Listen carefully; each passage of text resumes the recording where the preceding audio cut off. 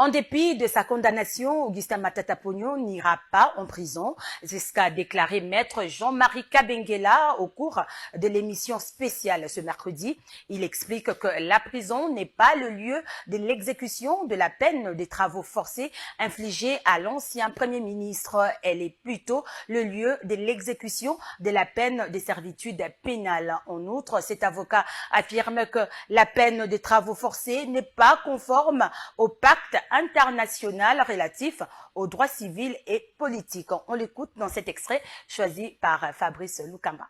Parce que si la Cour constitutionnelle ordonnait l'arrestation immédiate, elle aurait violé le prescrit de l'article 6 bis, parce que là, elle aurait confondu la peine de travaux forcés à celle de servitude pénale. Donc servitude pénale, on vous envoie en prison. Voilà. Travaux forcés, vous n'allez pas en prison. Donc la mesure, parce que la loi elle-même prévoit un acte réglementaire portant modalité d'exécution des travaux forcés. Cet acte, on l'attend jusqu'à aujourd'hui. C'est ainsi que les personnes qui ont été... Maître Jean-Marie, qu'est-ce que vous insinuez?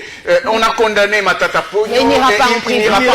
Il ira en prison faire quoi? Donc Matata Ponyo va rester un homme libre. Il ira faire quoi en prison? Parce que le lieu de l'exécution de la peine de travaux forcés n'ayant jamais été déterminé par un acte réglementaire portant mise en application des dispositions relatives à la peine de travaux forcés, si Matata est condamné, il n'y aura pas de mandat de prise de corps. On ne pourra pas l'arrêter pour l'envoyer en prison. Parce qu'il ira faire quoi en prison?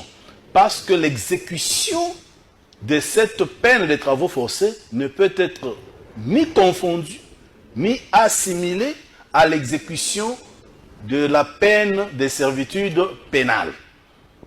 Donc, s'il était déjà arrêté en phase préjudicielle et qu'il demeurait en détention, cette peine, le trouvant en prison, on pouvait dire qu'il resterait en cet état-là.